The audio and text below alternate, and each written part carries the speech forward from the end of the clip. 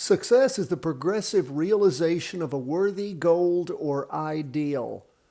Earl Nightingale. My friends, for us, success, our worthy goal or ideal is to do what? Is to each and every day progressively get toward becoming more and more accurate at our prediction of price movement.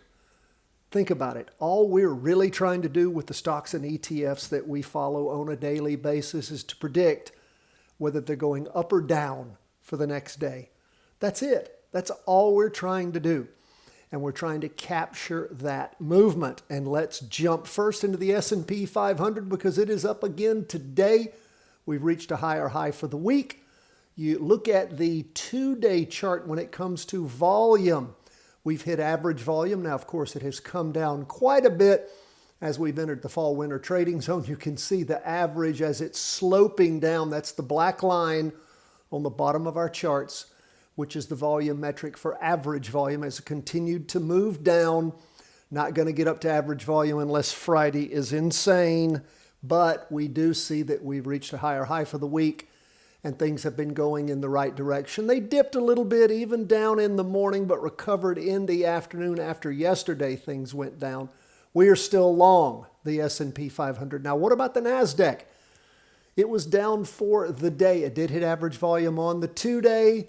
Not going to get to average volume on the weekly. But as we look at the half-day candle, we can see where things moved down in the morning, recovered some, but not enough in the afternoon to put it in the green. But we are still nonetheless long on the NASDAQ. We're well above the weekly trend line on the 2-day. We're above it on the half-day. And like I said, we've reached a higher high this week. Candle is smaller. But again, we're still making a trend line moving up. We'll keep our eye on things. What do we see going on with TLT, 20-year U.S. government bonds? They were down yesterday. They recovered a little bit today. You can see where things popped up in the morning. Looks like they rolled off in the afternoon. Now, I say looks like because I'm using Heikin Ashi candlesticks. Heikin Ashi means average pace. For those of you who haven't taken our Heikin Ashi training, I'm going to put it at the end of today's video. If you hadn't taken it in a while, please take it again and just grasp what it is you're seeing when it comes to average price movement. And what the Heikin Ashi actually does is it takes so much of the confusion out of what's going on with price with all the hopping around. It takes that volatility out and lets you see the real average pace of price movement. So, what do we see happening this week? We have hit a higher high during the course of the week. We are still long, cautiously bonds, but of course they are moving in the right direction. We're above the weekly trend line on the half-day and the 2-day, and of course on the weekly itself, and up for the day 0.22%. What do we see with gold? Now, we've been talking about gold. We've been watching gold. We have put in for you this potential floor, and it continues to hold. You can see how gold has moved down, but we've seen it bounce off the floor twice now.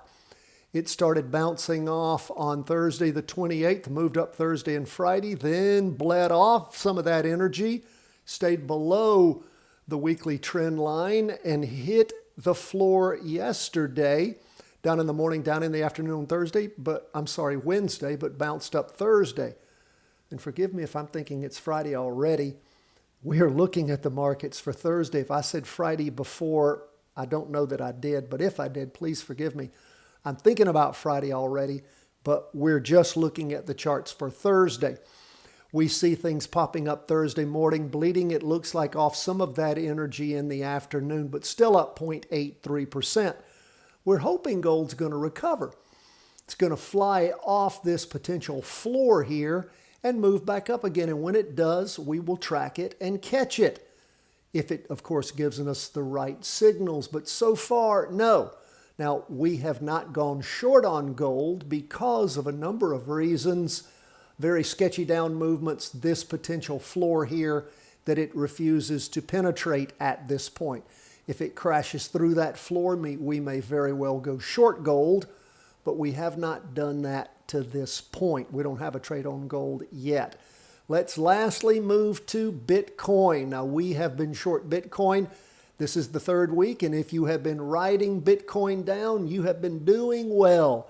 We told you about, of course, besides options, you have BITI, and that again is a beautiful little ETF. I reset this yesterday, but I must not have saved it. So let me set this up again and then hit the save button there. There we go.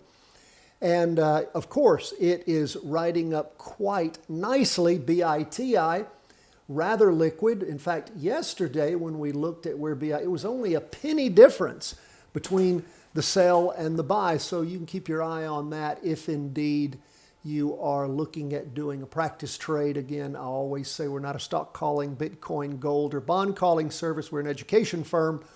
We always talk about practice trading. Not real money trades, because we're not giving out real money advice. But again, things have been going very well in that practice trade over the last several weeks, particularly this week. As you can see, BITI has been flying up as HODL has been flying down. And again, we may find ourselves coming down to, check this out right here. Let's go ahead and put this in and just see. Whenever I see where things have moved down to before and where they are now, you can see where Bitcoin has moved down to this level of what?